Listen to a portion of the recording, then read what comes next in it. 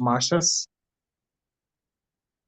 ముందుగా మనందరి గురువైన బ్రహ్మర్షిపత్రి గారికి నమస్కారం చేసుకుంటూ, ఆశ్రమ్ మాస్టర్స్ అందరికీ నమస్కారం చేసుకుంటూ, welcome to pyramid masters TV. మనం ప్రతిరోజు కూడా ఒక చక్కని మాస్టర్ గారిని కలుసుకుంటున్నాం కదా. ఈ రోజు మన ముందుకు వచ్చిన మాస్టర్ గారి పేరు పరశురామ్ గారు, హైదరాబాద్ నుంచి వచ్చారు.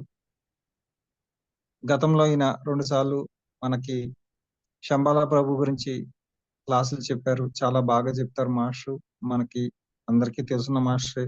ఈరోజు దాంట్లోంచి 3వ ఎపిసోడ్ తెలుసుకుంటున్నాం మనం. Welcome sir. Welcome to session మీకు హ్యాండ్ ఓవర్ చేస్తున్నాం. జై హో పత్రిజీ.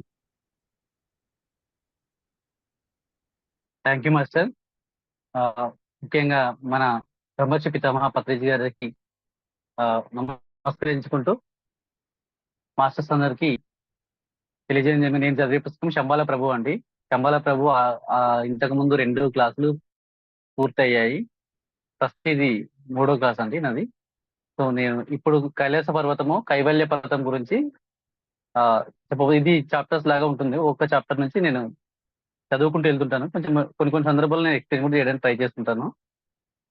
మీరు మీ జాగ్రత్త వింటారని నేను ఆశిస్తున్నానండి. Thank you. కైలాస పర్వతము కైవల్య పర్వతము, అదిగో కనిపించేదే కైలాస పర్వత శిఖరము. దీన్ని ఇంగ్లీష్ లో మౌంట్ కైలాస్ అంటారు. ఇది హిందువులకు అతి పవిత్ర దేవతా స్థలం అండి. దాని మీదే పురాణాల్లో వర్ణించబడిన వెండి కొండ మీద కైలాస పర్వత శిఖరంపై శివ పరమాత్ముడు కొలువు తీర్చి శాశ్వత నివాసంగా ఉంటాడు. దీని చుట్టూ ప్రదక్షిణ చేసిన వారికి ఇదే ఆఖరు జన్మట, మళ్ళీ ఇంకో జన్మ లేదని వాళ్ళు క్లియర్ గా చెప్తున్నారండి. కైలాస శిఖరానికి వెళ్లే లోయలో ఎత్తుగా ఆకుపచ్చటి పచ్చల ఉంగరం లాగా మెరుస్తూ ఉండే నీళ్లతో తిరుమలంగా అడుగున నేల కనిపించే కోనేరు వంటి చెరువు మనకి కనిపిస్తోంది. అది గౌరీకుండం అంటారు.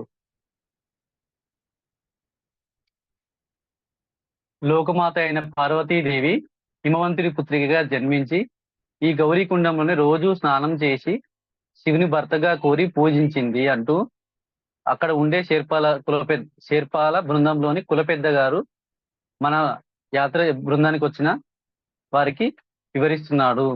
ఇంతలోనే ఒకడు బాణపుట్ట మిడిగుడ్లు ఉన్నవాడు తాగుతూ ఆ సాహస యాత్రికుల బృందం నుంచి ఒకడు వెటకారంగా నవ్వాడు.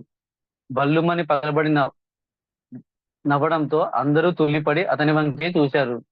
అతడి చేతిలో పొడగాటి సారా గ్లాసు మద్యం పోసి ఉంది. దాన్ని తాగుతూ ఊగుతూ ఉన్నాడు. గుప్పున కళ్ళు వాసన అతని చెమట కంపుతో అలసి దుర్గంధంగా వ్యాపిస్తూ అందరినీ అసహ్యంగా ఏవగింపుగా కనిపిస్తున్నాడు. ఎందుకు మీరు అలా గుడ్డిగా నవ్వారు? కైలాస పర్వతం గురించి, గౌరీ కుండం గురించి ఆయన చెబుతుంటే మీకు నవ్వేలా వచ్చింది అంటూ ఒక్కసారి అందరూ కలిసి అతని మీదుగా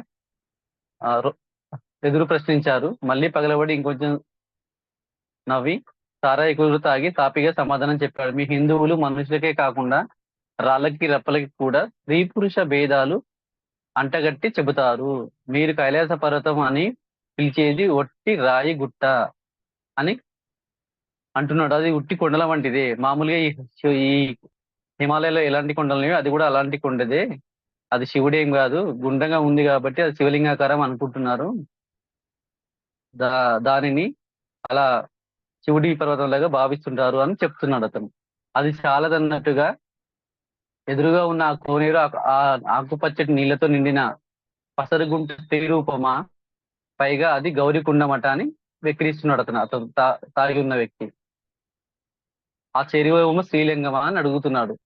ఏమి మతం అండి మీది? రాళ్లను రప్పలను పూజించే కాపీర్లు అని మిమ్మల్ని ఎందుకు అంటారో నాకు ఇప్పుడు బోధపడింది అరిచి చెప్పాడు ఆ తాగుతున్న వ్యక్తి. ఇంతలో 10 మంది శేర్పాలు చుట్టూరా చేరి, ఇందులో మీరు నవ్వేందుకు ఏముంది? మీకు నమ్మకం లేకపోతే లేకపోవచ్చు, కానీ దీంట్లో అసహజత ఏముంది అన్నాడు. ఉత్తమ్ సింగ్ అనే ఒక పంజాబీ హిందువుడు, పొడగాటి గడ్డము, మీసము, భుజాల మీదకి వేలాడే జుట్టు, కళ్ళు ఎర్రగా కోపంతో ఎర్రబడి ఉన్నాడు. వింత కాదా మరి? రాళ్లలో స్త్రీ పురుష భేదం ఏమిటి? ఒకే కొండలో ఎత్తుగా ఉంటే శివలింగమా? అదే కొండ లోతుగా గుంట ఏర్పడితే అది దేవి స్వరూపమా? ఒకటి లింగము, మరొకటి పానవట్టమా? ఈ 2 కలిస్తే శివలింగమా ఏమి అని హేతువాదుడు అలా వాదిస్తున్నాడు. వెంటనే కైలాస పర్వతాన్ని పూజ్యభావంతో చూసే పెద్ద ఆయన కత్తి దూసి ముందుకు వచ్చాడు. ఆ నిరసన వెటకారం భరించలేక మీకు చెట్లలోను పువ్వులలోను స్త్రీ పురుష భేదం ఉన్నదని వృక్షశాస్త్రం బాటనీ సహితం అంగీకరించలేదా? ఇదే అంతే. ఒక మందార పువ్వు చూడండి, లేదా గుమ్మడి పువ్వు చూడండి, దాని చుట్టూరా ఉండే కేసరాలు పురుష బీజానికి అవయవాలుగా ఏర్పడ్డవి అని వేరే అతను ఎక్స్ప్లెయిన్ చేస్తున్నాడు. మధ్యలో ఆ ఆ గుమ్మడి పువ్వులకు మధ్యన బొడ్డుగా ఉండే అండా అండాశయము లేక ఓవరి ఆ పువ్వుకు గర్భాశయం వంటి స్త్రీలింగం చిహ్నం కాదా? ఇలా ఒకే పువ్వులో చుట్టూరా పురుషాకారంగాను మధ్యన లోతుగా ఉండే బొడ్డులో అండాశయ మాతృత్వం చిహ్నంగా లేదా? పువ్వంతా ఒకటే కదా, పర్వతాల్లోనూ అంతే. అదే విషయం మా ఋషీశ్వరులు కైలాస పర్వతం విషయంలోనూ దర్శించారు అని ఒక మహాసత్యాన్ని తెలియజేశాడు అతను. ఆయన దాంతో ఆ చర్చని విడిచిపెట్టలేదు ఆ తాగుబోతు. మా మతంలో అల్లా స్త్రీ పురుష భేదం లేనివాడు, ఒక ఆకారం లేనివాడు, ఆకాశం లాగా కాలం లాగా సర్వత్రా వ్యాపించి ఉండే విశ్వవ్యాపకుడు అల్లా భగవంతుడు. ఆయనకు స్త్రీ అవయవాలు గాని పురుష అవయవాలు గాని ఎలా ఏర్పడతాయి? మీ మతం దీని గురించి ఎలా సమాధానం చెబుతుంది అని అడుగుతున్నాడు అతను. మీ మతంలో అల్లాహకు ఆకారం లేదు. సరే, మీ మతంలోని మనుషుల్లో స్త్రీ పురుషులు వేరువేరుగా లేరా అని ఒక పని కోసం మానవుడు యంత్రాల్లో ఒక పనిముట్టును తయారు చేస్తున్నాడు. ఈనాడు మిషనరీ అన్న పేరుతో పని యొక్క అవసరాన్ని బట్టి పనిముట్టు ఆకారం, దాని నిర్మాణంలో రసాయనాలు మార్చుకుంటూ రకరకాల యంత్రాలను మార్చుకుంటున్నాడా లేదా? ఇనుము ఒక్కటే దానితో రకరకాల నిర్మాణం చేస్తున్నాడు కదా. అలానే భగవంతుడు ఒక్కడే ఒప్పుకుంటాను. మా హిందూ మతంలో కూడా పరమాత్ముడు స్త్రీ పురుష భేదాలకు అతీతుడు, నిర్గుణ స్వరూపుడు అయినప్పటికీ సృష్టి నడవడం నిమిత్తం పువ్వులు కాయలు జంతువులలో స్త్రీలని పురుష జంతువులని సృష్టించలేదా? ఆత్మ ప్రాణం జీవం రెండింటికి ఒకటే అయినా సృష్టి నడిచే అవసరం కోసం వేర్వేరు ఆకారాలతో అవయవాలను స్త్రీ పురుష లింగాలుగా నిర్మించలేదా? శిలలో అయినా పర్వతంలో అయినా వృక్ష జంతు పశుపక్షాదులలో అయినా ఇదే సూత్రం సృష్టి అంతటా ఉన్నదని గ్రహించారు. వేదంలోని మన ఋషీశ్వరులు ఇదే గ్రహించారు. ఏకరూపుడైన భగవానుని గురించి రెండు రకాల స్త్రీ పురుష అవయవాల నిర్మాణం ఎలా జరిగింది? మీరు కాలం ఒక్కటే అన్నారు కదా. రాత్రి చీకటిగాను పగలు వెలుతురుగాను వేరువేరుగా ఏర్పడ్డట్టే త్రిగులు పురాణాలలోనూ కూడా రాత్రికి చంద్రుడు పగలికి సూర్యుడు అంటూ ఆదాముని పురుషుడిగాను హవ్వాని స్త్రీగాను ఆదిమను మాత్రికగా సృష్టించలేదా అన్నాడు. దానితో అతడు సంతృప్తి పడక దీనిని ప్రత్యక్షంగా రుజువు కావాలి అన్నాడు తూలుతూ. ఇదంతా దూరంగా కూర్చొని చూస్తూ మంచు మైదానం మీద నిశ్చలంగా ధ్యానం చేస్తున్న ఓ టిబెటన్ యోగి లామా వింటున్నాడు. ఆయన కళ్ళు తెరిచి చిరునవ్వి నవ్వి తన చేతితోని వాడుదలు ఆడుకుంటున్న ఆ ఇద్దరిని సంజ్ఞ చేసి పిలిచాడు. ఆశ్చర్యపోతూ ఇద్దరు ఆయనను సమీపించారు. ఏం చెబుతాడా, ఎలా చెబుతాడా అని. ఎందుకంటే ఆయన 12 ఏళ్ల నుంచి మౌనవ్రతం, అంటే మాట్లాడాడు. వీరి వల్ల వాదనను విన్నాడే, రమ్మని సైగ చేశాడే, సమాధానం ఏం చెబుతాడు, ఎలా చెబుతాడు అని విస్తుపోతున్న వారిద్దరిని పిలిచి చేతి గుర్తుతోనే ఒక కాగితం ఇమ్మన్నాడు. బహుశా ఏదో బొమ్మ గీసి చూపిస్తాడేమో అనుకుని జేబులు వెతుకుని ఆ తెల్ల కాగితం ఇచ్చారు అతనికి.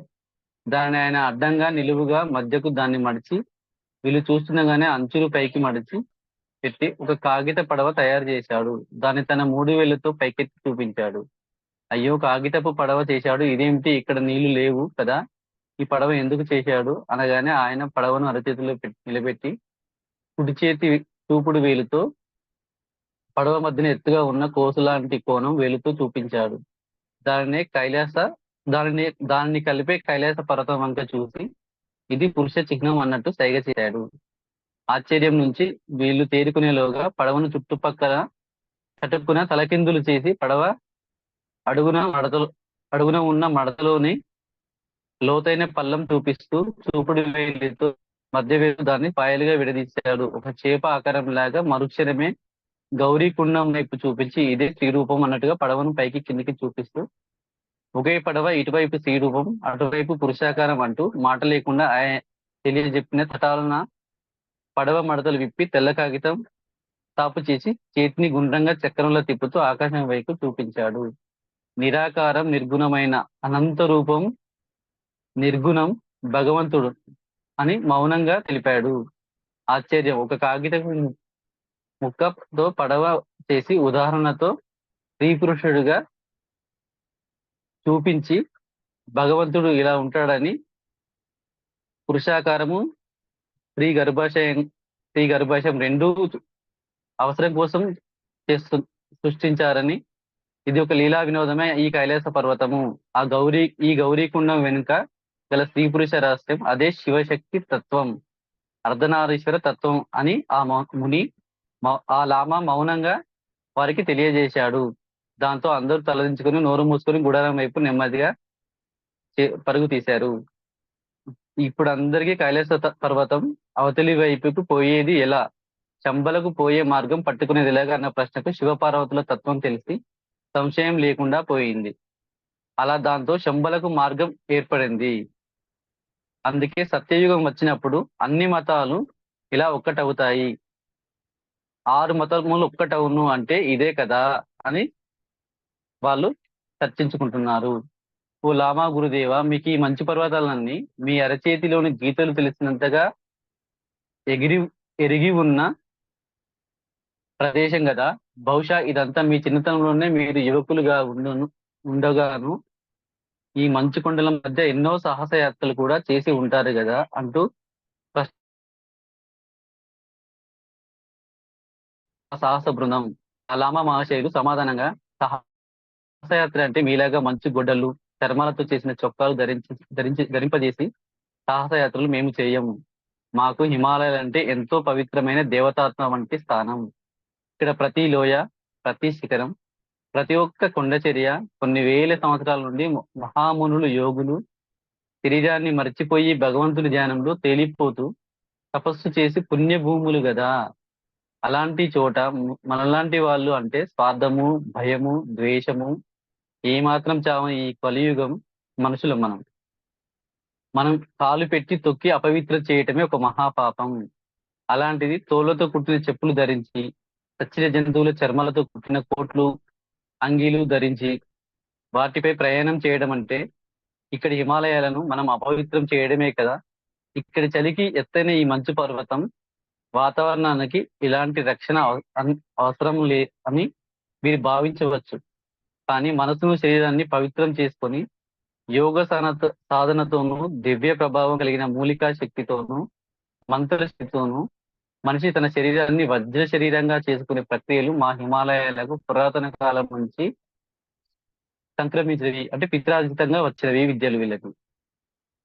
అలాగే కొండల మీది ప్రతి ఒక్క మూలిక, ప్రతి ఔషధి, పవిత్రమైన ప్రతి సాలగ్రామం శిల మునులు తపస్సు చేసి జలపాతంలోని నీరు అన్ని మాతో మాట్లాడుతున్నట్టే అనిపిస్తుంది. అవి తమ పవిత్ర గాథను వినిపిస్తున్నట్టే సెలయేళ్లలోనూ గాలిలోనూ ఆ జగన్మాత మాకు జోలపాటలు పాడుతున్నట్టే ఓ లాలిపాటలాగా వినిపిస్తుంది. ఎవరైనా తల్లి స్పర్శ తగలకుండా శరీరానికి రక్షణ కవచాలు ధరిస్తారా? అందుకే అన్నాను, ఇలా మా లామాల దృక్పథం వేరు.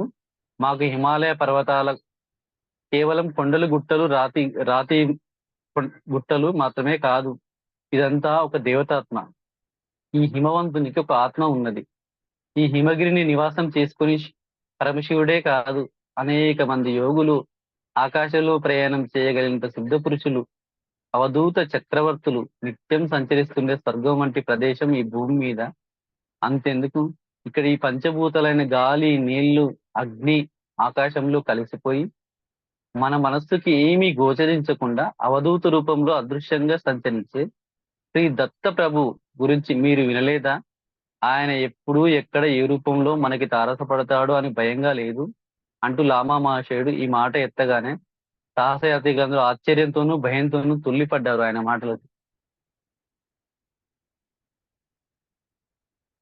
చాలు చాలు, మీ పవిత్ర దృక్పథం మాకు అర్థమైంది. ఇంకా వివరించి చెప్పనక్కర్లేదు. మాకు కొన్ని భయం కలిగించే ఆశ్చర్యకరమైన అనుభవాలు ఇప్పటికే ఎన్నో తెలిసాయి. మీ ముందర నోరెత్తి మాట్లాడలేకున్నాము అంటూ ఆ బృందంలోని కొంతమంది లామాతో చెప్పారు. ఈ రోజుకి ఇంకా మాలో ఎవరికి ఈ లామా మహసేటితో ఇంకా ఏ విషయం మీద మాటలు పెంచే ధైర్యం గాని చర్చను కొనసాగించే సాహసం గాని లేకపోయింది. అందరం అలా మౌనంగా నడుస్తూ మంచు కొండలు ఎక్కుతూ దిగుతూ మా శ్వాసలే మాకు కనిపించేలా కుక్క ఆయాసపడుతూ నడవడంతో సరిపోయింది. ఈ కఠినమైన కొండ చర్యలు ఎక్కడం దిగడంతో మా ప్రాణాలు కడబట్టినట్టయి ఇక మాలో మాట్లాడే ఓపిక గాని శక్తి గాని లేకుండా శరీరాన్ని ప్రయాణం మీదనే ఏకాగ్రత చేయడంతో సరిపోయింది. తిరిగి 4, 5 రోజుల తర్వాత గాని మా సాహసయాత్ర బృందంలో ఎవరికి చర్చించే విరామం గాని లామా మహాశైలికి తీరుబడిగా లేకపోయింది. హిమాలయ సాహసయాత్రలో 5వ రోజు పొద్దున్నే లేవగానే నల్లటి కారుమబ్బు మూసుకుని వచ్చింది. ఈదురుగాలులు ఎముకలు కొరికే చలితో మా చర్మాన్ని చీల్చుకుంటుందా అన్నట్టుగా ఈ పర్వతారోహకులైన కష్టాలకు తట్టుకునే ఎంతటి మోటు శరీరాలైనా ఆ జడివాన చినుకులు శూలాల్లా మా వీపుల మీద కొరడాలతో చావబాదినట్టు బరబరా వర్షిస్తుంటే మాలో ప్రతి ఒక్కడు తూలి ముందుకు పడబోయాడు.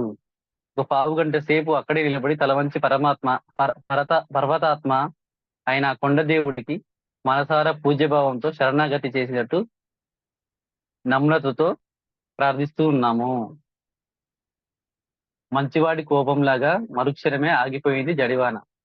పెలపెల పెద్ద ట్యూబ్ లైట్ల కంటే మందంగా వెలిగే మెరుపులతో చైనీస్ సైనికుల ఫిరంగుల పేలుళ్లను మించి పిడుగులు వెళ్లి కొండల్లో పడుతుంటే లోయంతా ప్రతిధ్వనించింది.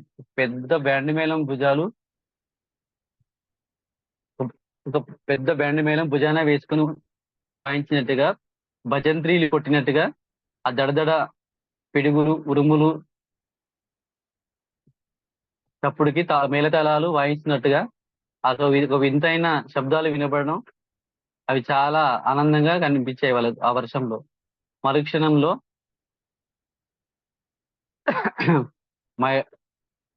మనిషి ఓ మనిషి ఎవరు నువ్వు? ఓ హీరోవా? చంద్రునిపై గ్రహాలపై యాత్ర చేసే సాహసవీడివా? భయంకర హిమప్రలయం ముందు పర్వతాలు దద్రిల్లే గర్జన ముందు గడ్డి పోచవల భయంతో ఊగిపోయే జీరోవా? ప్రకృతి విలయ తండం ముందు మనిషి ఎంత అన్నట్టుగా వాళ్ళు ఆలోచించుకుంటున్నారు అందరూ. ప్రాచీన ఋషులు ఎంతో వినయంగా శరణాగతి భావంతో ఈ పర్వతాలను పూజించారో ఈ హిమాలయ పర్వతాల వెనుక నుంచి గర్జించే ఉరుముల వెనుక ఆ పర్జన్య దేవుడైన ఇంద్రుని సూక్తులు ఎందుకు దయకై అనుగ్రహం కోసం గానం చేశారో మాకిప్పుడే అర్థమవుతున్నట్టు అనిపించింది అని అంటున్నారు వాళ్ళు బృందం. విరబూసే చిరునవ్వు, అందాల పూల తోట, పసిబిడ్డ నవ్వు వంటి లేత వెన్నెల, వీటి మధ్య బెదిరిపోయిన పసిపిల్లవాడి వలె మనిషి హృదయం కవిత్వంతో గానం చేస్తుంది అందరికి ఆ వర్షంలో. ప్రకృతి ఒడిలో తల్లి చేసే విన్యాసాలు చూసినట్టుగా వాళ్ళకి అనిపించింది. అమ్మ ప్రకృతి మాత, మేము నీ బిడ్డను, మమ్మల్ని అదిలించకు, భయపెట్టకు, అలా అని తోసేయకు, ప్రేమించు అంటూ ఈ పర్వత రాజపుత్రికైన జగన్మాతను దేవి సూక్తంలో వేదంలో కాలపురుషుణ్ణి కాళికా స్త్రీని ఎందుకు గానం చేశారో అర్థం చేసుకోవడం కష్టం కాదు. ఈ వాతావరణంలో జీవిస్తే గొర్రెల కాపరిని సైతం కవిగా మార్చేస్తుంది. కట్టుకున్న భార్యలా, కన్న కూతురులాగా, ప్రళయ భయంకర పిశాచ శక్తిలా భద్రగాల ఎన్నో రూపాలు ఈ ప్రకృతి మాతవి. మీరేదో ఈ ప్రాంతాల కొత్త వారిలా కనిపిస్తున్నారు, నిర్భయంగా నడిచి వెళ్తున్నారు. మీరు చేరుకోబోతున్నది పిశాచాల లోయ అని దీని పేరు చెప్తేనే మా కొండ వాళ్ళు నిద్దట్లో కూడా హడలి చేస్తారు. ఊరికే మాటల్లో దీని పేరు చెప్పిన భయంతో మలమూత్ర పర్యంతం అవుతుంది ఈ భీకర ప్రదేశాన్ని దీన్ని తలుచుకుంటే అంటూ మమ్మల్ని హెచ్చరించారు ఒకతను.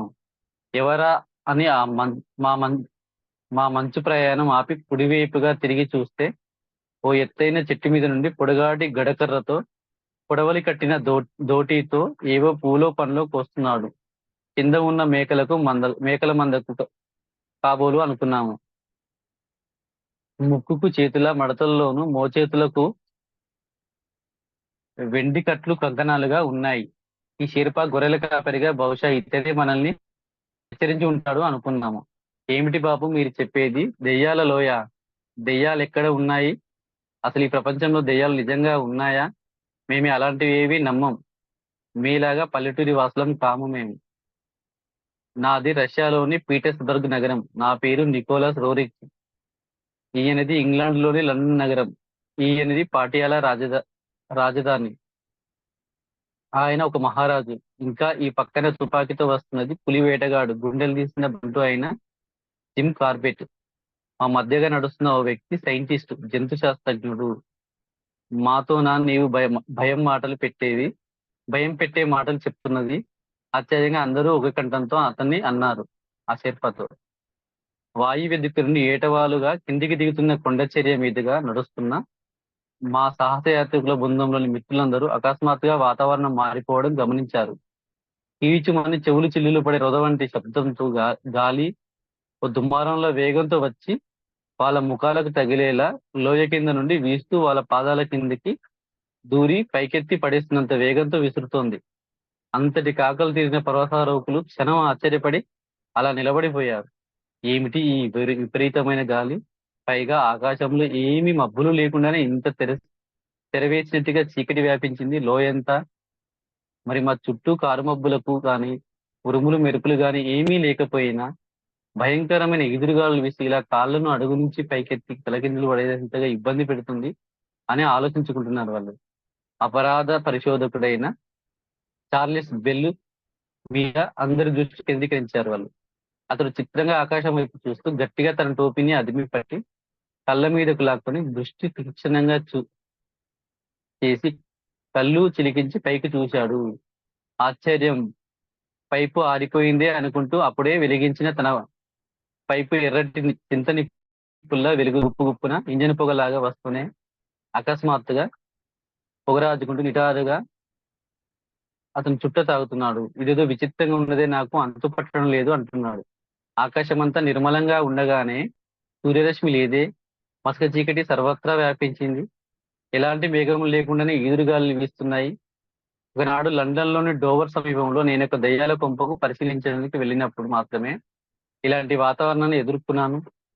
స్వతహాగా నాకు సైన్స్ దృక్పథం, హేతువాదంతో క్రమశిక్షణగా అలవాటు పడ్డ నాకు దెయ్యాలన్నా, పిశాచాలన్నా, భూతాలన్నా పెద్దగా నమ్మకం లేదు. అయినా ఇప్పటి ఈ వాతావరణం నాకు మళ్ళీ అప్పటి డోవర్ కేసు పరిస్థితిని గుర్తుకు తెస్తుంది అన్నాడు చిత్రంగా పైకి చూస్తూ. ఇంతలో వెనుక నుండి మా సాహసయాత్రికుల నుంచి ఒకడు ఆశ్చర్యంగా కెవ్వున కేక వినిపించి అందరూ చటుక్కున వెనక్కి తిరిగి చూశాము ఆశ్చర్యంగా. ప్రఖ్యాత జంతు శాస్త్రజ్ఞుడు లంకాస్టర్ తలపైన టోపీ గాలిలో గజమెత్తున పైకి ఎగిరి ఏ ఆధారం లేకుండా అలాగే నిలబడి ఉండింది. 15-20 సెకండ్లు నిలబడి అటూ ఇటూ ఊగి తిరగబడి మరొకసారి ముఖాన వెళ్లి పడింది. గట్టిగా గాలి విసిరినట్టు ఉంది. టోపీని తీసి తిరిగి చూస్తే సన్నని పంచదార వంటి మంచు ఇసుకపొడితో నింపబడి ఉంది. అందరూ విస్తుపోయారు ఈ విచిత్రాన్ని చూసి. ఇదేదో కొండజాతి మాంత్రికుల లోయలో తాంత్రిక మేజిక్కులతో మనల్ని భయపెట్టడానికి చేస్తున్నారా ఎవరైనా అనుకుంటున్నారు వాళ్ళంతా. ఈసారి హిమాలయ పర్వతాల్లో సగం జీవితం గడిపి మంచు కొండల్లోని వింతలు విశేషాలను చూడాలని వాళ్ళందరూ అనుకుంటున్నారు. ఓ నికోలస్ మహాశయ, మాకు మీలాంటి మంత్రాలన్నా మాయలన్నా నమ్మకం ఉన్నదా? ఇలాంటివి మీరు ఎప్పుడైనా చూశారా? ఏమిటి ఈ విపరీతాలు? అందరికలో ఆయన వైపే కేంద్రీకరించాయి. ఆ బృందంలో ఒక వ్యక్తి, అతను నికోలస్ అనే పర్సన్. ఇలాంటివి సామాన్యంగా జరగవు. ఎంతో అరుదుగా ఎక్కడో ఎప్పుడో తప్ప ఇలాంటివి అయితే జరగవు. ఆశ్చర్యాలు, అద్భుతాలు మీ అనుభవంలో అసంభవం కాదన్నమాట అని అతన్ని అడుగుతున్నారు. సాధారణంగా రోడ్డు పక్కన కనికట్టు విద్యలు చేస్తే గారడీ వాళ్ళే భారతదేశంలో ఇలాంటి మ్యాజిక్లు చేయడం చూశాను. మీరు చూసే ఉంటారు ఇలాంటి ట్రిక్కులు. తాడును గాలిలో ఎగరవేసి పాము బూర ఊదితే అది నిటారుగా పైకి వెళ్లి గాలిలో నిలబడడం. ఎండిపోయిన మామిడి టెంకర్ నీళ్లతో పాతేస్తే అప్పుడే అది 10 నిమిషాల్లో మొక్క మొలుచుతుంది.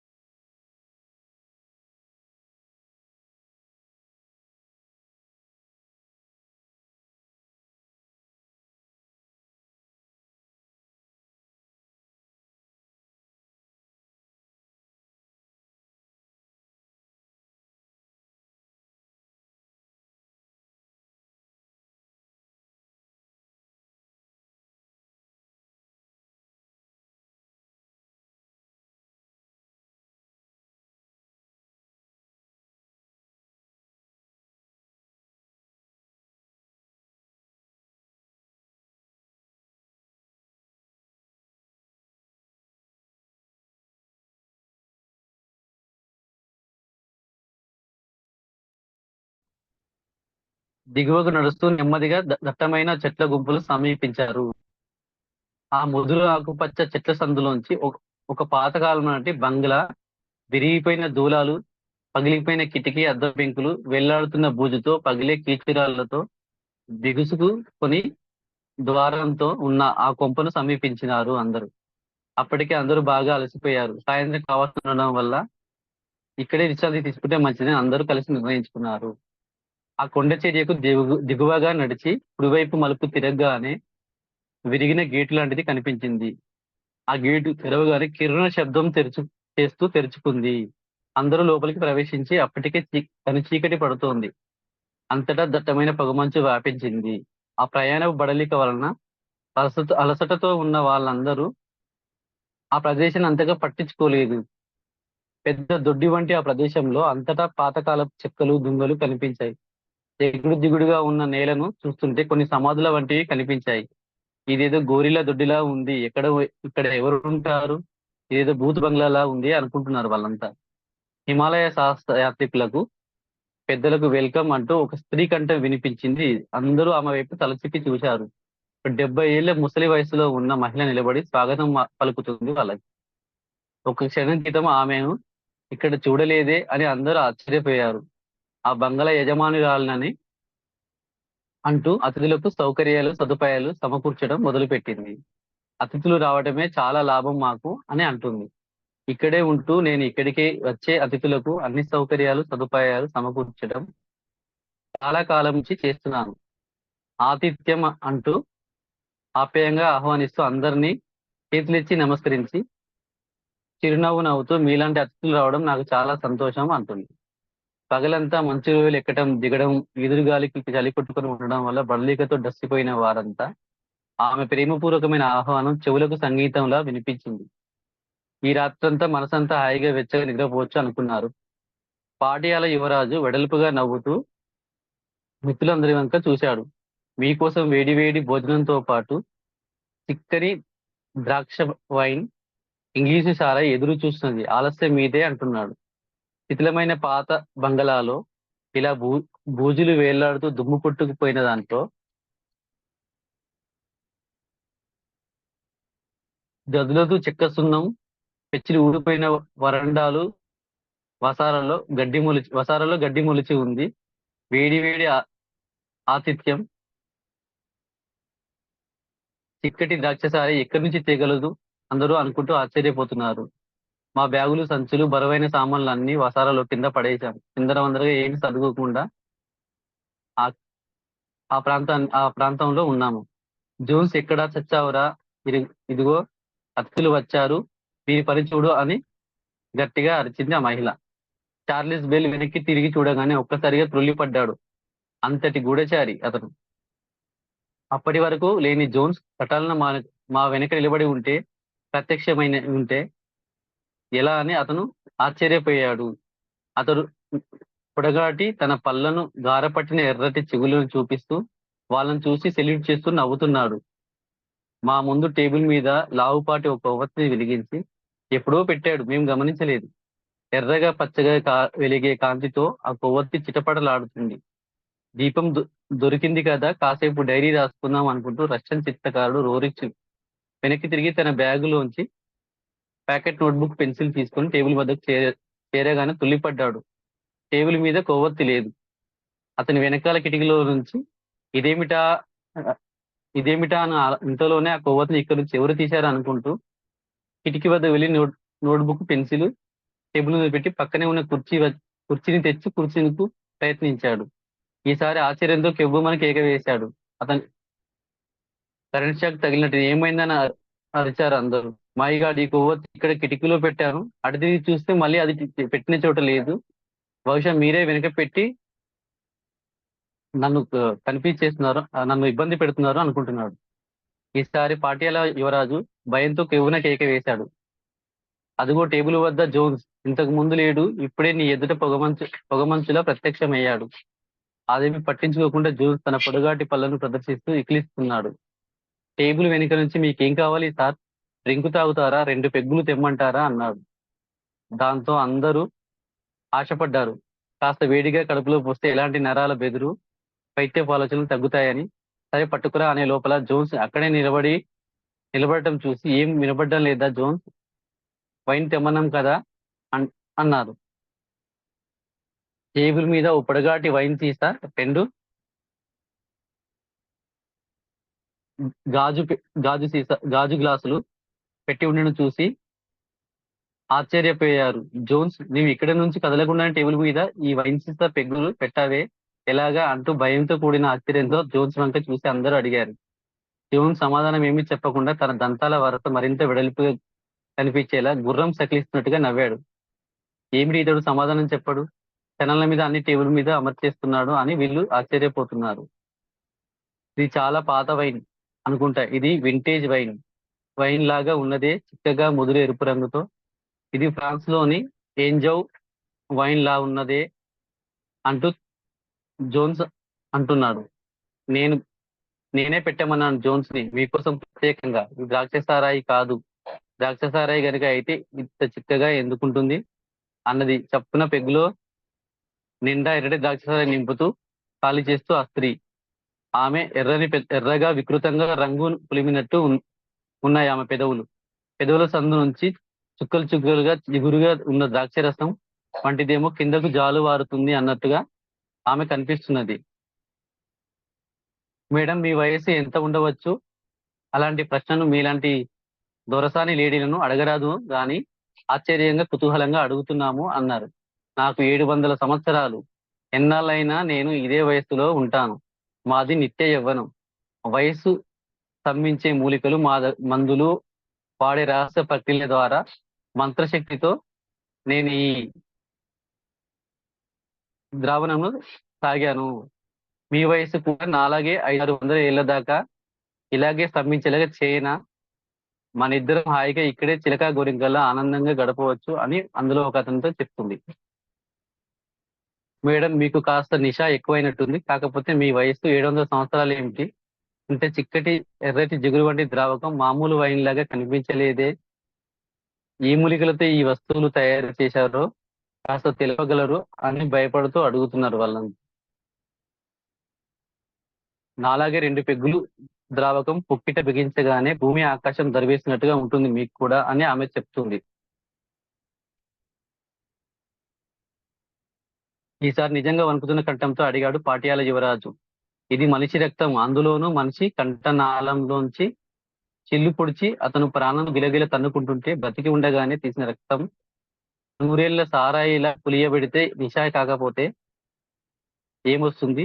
ఎప్పుడు వినలేదా మనిషి రక్తంతో చేసిన వైన్ అంటూ వెడల్పుగా నవ్వుతూ ఆమె చిగుళ్ళు దంతాలు ఎర్రగా కారా కిల్లి నమిలినట్టుగా భయంకరంగా ఉన్నాయి.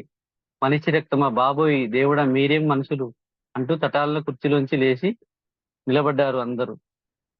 మాయిగాడు, వీళ్ళంతా భూతాల్లా ఉన్నారే, మనుషుల్లా లేరు. నాయన ఎరక్కపోయి చిక్కుకున్నాం ఈ భూత్ బంగ్లాలో. వీరి ఆతిథ్యమా భోజనమా? మనిషి రక్తంతో చేసిన వైన్ తో డిన్నర్ ప్రారంభిస్తున్నాము అని వాళ్ళందరూ అనుకుంటున్నారు.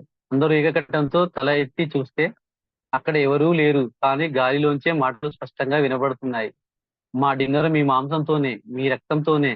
రక్తసారాయి సీసాలు నింపుకుంటాం.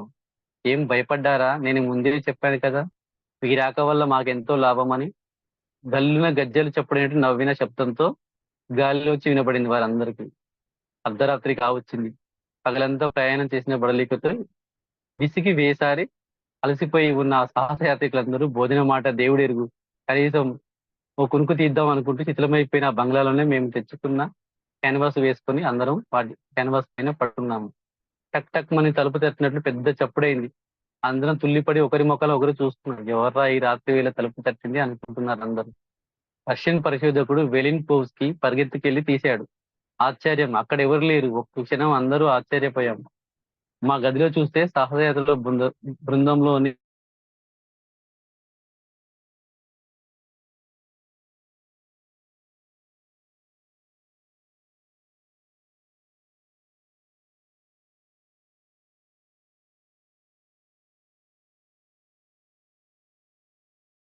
బయట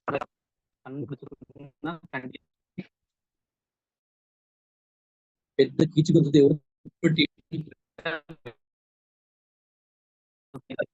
రాసింది.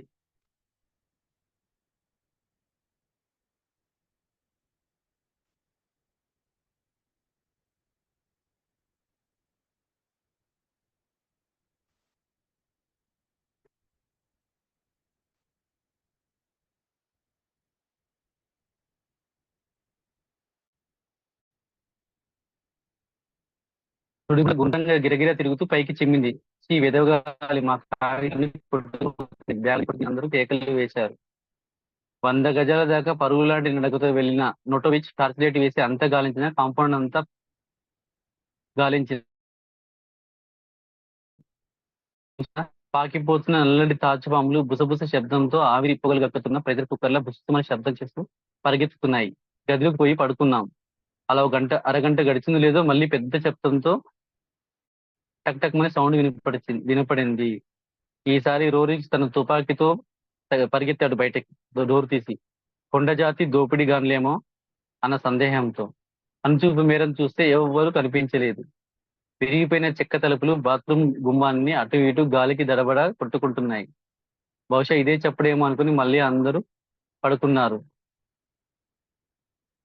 ఈసారి హి హి హి అని ఎవరో నవ్వినట్టు, గెలిచేసినట్టు, ఎక్కిరించినట్లు గాలిలోంచి వినిపించాయి.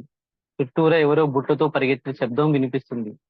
వాళ్ళకి చిత్రవిచిత్రమైన శబ్దాలు వినిపించడంతో సాహస బృందంలోని సభ్యులందరూ భయపడుతున్నారు. 10 క్షణాల్లో, 20 సెకండ్లలో నిశ్శబ్దం. దూరంగా కీచురాల వలె, సుడిగాలి వలె ఎవరో ఏడుస్తున్నట్టు, గీమనే గొంతుతో గలగలలాడే అందాల పట్టీల పాదాలతో పరిగెత్తినట్లు, గల్లు గల్లు అనే చప్పుడు వినపడినట్టు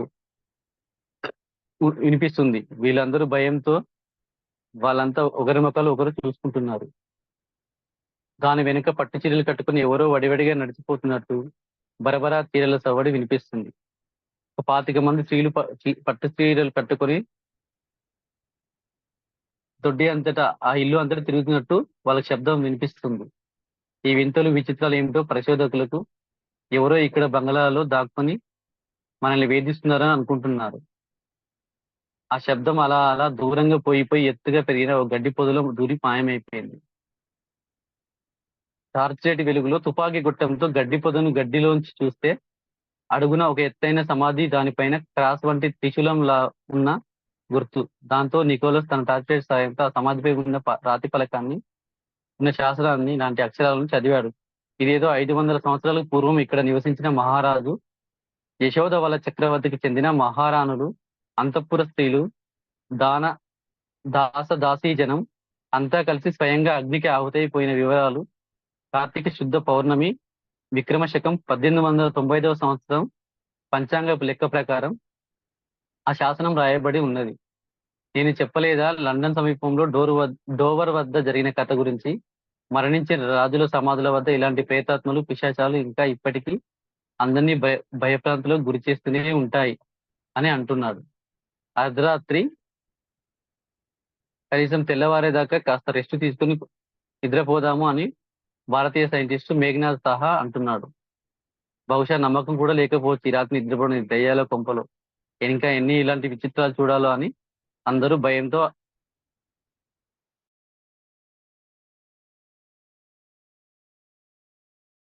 100 ఏళ్ల నాటి ఇంగ్లీష్ జమీందారులు శవాలు సమాధిలోంచి ఇలాగే లేచి ఇప్పటికీ తిరుగుతూనే ఉంటారు అని ఇంగ్లాండ్ శాస్త్రవేత్త చెప్తున్నాడు. బాబాయ్, మీరంతా రక్తం గడ్డ కట్టే విషయాలు చెప్తున్నారే, మా గుండెల్ని పిండేస్తున్నారు అని ఒకరినొకరు అనుకుంటున్నారు. ఎందుకంత భయం? ఒకప్పుడు వాళ్ళు మనలాంటి మనుషులే. వాళ్ళేమి పెద్ద పులులు గాని, విషసర్పాలు గాని, కరిచే పాములు గాని కారు అన్నాడు పాటియాల యువరాజు. హడావుడిగా తన పైపును తిరిగి వెలిగించుకుంటూ టోపీని కళ్ళ మీద లాక్కున్నాడు చార్లెస్ బెల్. మనం తక్షణం ఈ బంగ్లాని విడిచిపోవాలి. ఈ చుట్టూ ఉన్నదంతా శ్మశానం. వీళ్ళంతా స్పిరిట్స్, గోస్ట్, అంతా ప్రేతాత్మలు, భూతాలు. మనం దాటి వచ్చిన ముందరి ఆవరణలోని విశాలమైన గోతులు, సమాధులే, గోరీలు ఎరక్కపోయి ఈ శ్మశానం ఉన్న ఇంటిలోకి మనం వచ్చాము. పిశాచాలతో, భూతాలతో అనుభవం ఉందా? ఇలాంటి ఎదురిచ్చే శక్తి ఉన్న లామాలకు, యోగులకు మాత్రమే తెలుస్తాయి వీరి గురించి అని బెల్ మహాశయుడు అంటున్నారు. ఒక్క దెబ్బతో అందరు లేచి నిలబడ్డారు. మనం ఈ ప్రదేశాన్ని తక్షణమే వదిలిపెట్టి వెళ్ళిపోవాలి. ఎంత రాత్రైనా సరే, తెల్లవారదాకా ఇక్కడే ఉండి ఈ బంగ్లాలో మనకు ఎముకలు కొనబడే వరకు వేచి చూడాలని మనం ఎవరమూ వశపడటం లేదు అంటూ ఒక్కొక్కరు హైకింగ్ బ్యాగ్లను వీపున ధరించి మళ్ళీ భయంతో పరుగులు పెట్టడం మొదలు పెట్టారు ఆ శ్మశానంలోంచి. మనకు ఆ గొర్రెల కాపరి ముందే చెప్పాడు, ఇది పిశాచాల కోన అని. భద్రం అన్నాడు, మనం వారి మాటలను నేను వినిపించుకోలేదు. ఓ లామాసరి అంత దూరాన ఓ లామాసరి ఆశ్రమం నిర్మలమైన హిమాలయ పర్వతాల్లో గాలిలో దుమ్ము దూరి మరే విధమైన కాలుష్యాలు లేని కారణం చేత లోయ దాటి కొన్ని మైళ్ళ తరబడి ఏ చిన్న వస్తువునో సరే స్పష్టంగా కంటికి కనిపిస్తుంది. ఆకాశం ముదురు నీలము వంగపండు రంగు కలిసి ఉదారంగు కాంతితో మక్మల్ తెర వంటి రంగులలో మెరుస్తుంది. తెల్లగా వెన్నముద్దలా ఉంది. నీలాకాశంలో శుక్రుడు తూర్పు దిశగా పైన నక్షత్రాలు నడినెత్తిన వజ్రాలు ఆరబోసినట్టుగా ఉన్నది వాతావరణం. అక్కడ చలికి గడగడ వణికిపోతూ రక్తాన్ని గడ్డకట్టించేలా వెన్నులో నరాలు లోపల నుంచి చలి జివ్వున కరెంట్ షాక్ తగిలినట్టుగా అనిపిస్తుంది. బహుశా తెల్లవార వస్తున్నది. సమయం 3:30-4 గంటలు అవుతుంది. చీకట్లో వెలుగుతున్న రేడియం అంకెలలో టైం ఎంత అవుతుందో చూస్తున్నారు. తెల్లవారుజామున 3:45 అవుతుంది. దూరం నుంచి కనిపించే ఆ పెద్ద దీపం స్తంభం వంటి వెలుగు ఏమిటా అన్నాడు విస్కీ. నికోలా రోరిష్ అతని వెనుకగా వచ్చి నిలబడి చేతులు అడ్డు పెట్టుకుని దూరంగా చూస్తూ, అదేదో టిబెటన్ లామాసరి ఆశ్రమం లాగా ఉంది. అందరికీ ఆశలు పుంజుకున్నాయి ఆ ఆశ్రమాన్ని చూసేసరికి. ఉత్సాహంతో ఒక్కసారిగా ఉరకలు వేశారు. పోనీ అక్కడైనా వెళదామా, ఈ ఈ మిగతా రాత్రైనా ప్రశాంతంగా ఉండవచ్చు, ఈ భయంకర పిశాచాల ప్రేతాల బిడద నుండి బయటపడతాము అన్నారు. నిజంగా టిబెటన్ లామాసరి దీపమేనా, లేక అది కూడా పిశాచాల బంగ్లాయేనా అని అనుకుంటున్నారు. ఇదంతా ఏదో ఇంద్రజాలం లాగా ఉంది, మాయా నగరం లాగా ఉంది అని అనుకుంటున్నారు. నిశ్చయంగా లామాసరి ఆశ్రమం పైన వెలిగే దీపమే. ఎందుకంటే ఆ టిబెటన్ జడరెబర్రె యాక్ లో వెన్న దీపంతో చేసిన దీపారాధన పెద్ద వెలుగుతో స్పష్టంగా బంగారు రంగు కాంతిలో నిలిచి వెలుగుతుంది. వాతావరణం కూడా నిర్మలంగా స్ఫటికంలాగా ఉంది. లామాసరిలో ఇంత రాత్రి కూడా దీపాలు వెలిగించి ఉంచుతారా అంటూ సాహా మహాశయుడు ప్రశ్నించాడు.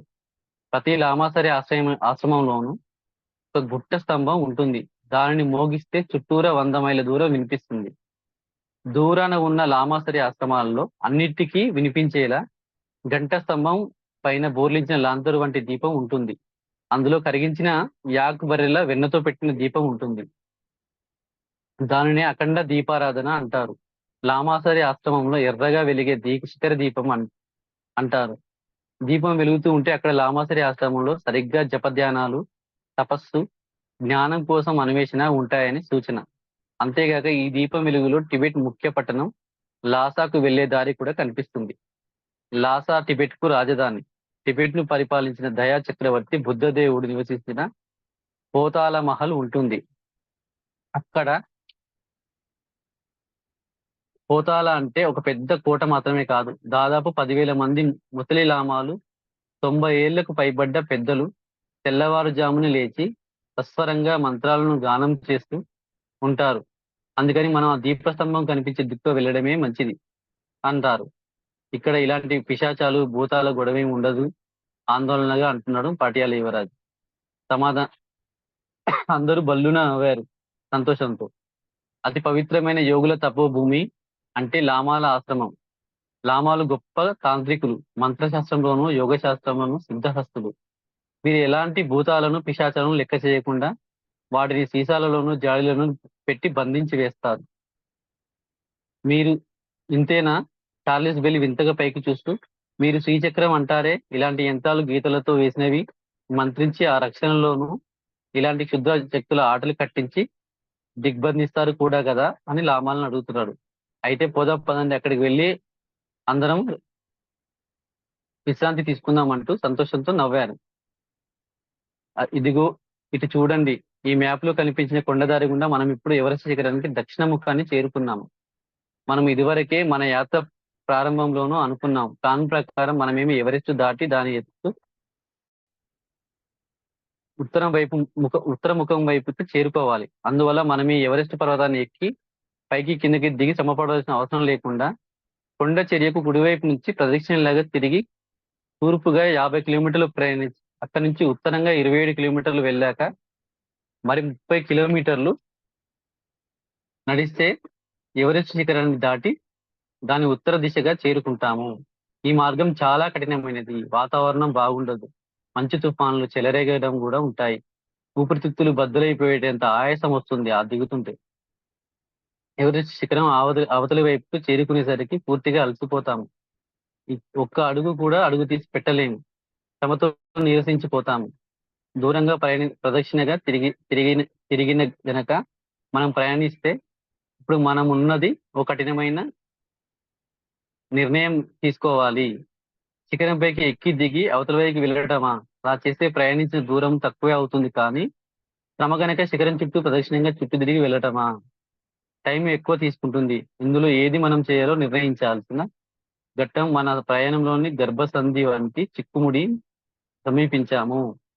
ఇప్పుడు మన సాహస బృందంలోని సభ్యులందరూ కలిసి ఏది మంచిదో ఏం చేయాలో నిర్ణయించాల్సిన దశ అంటూ అంతా తమ ముందున్న సమస్య గురించి చర్చించుకుంటున్నారు.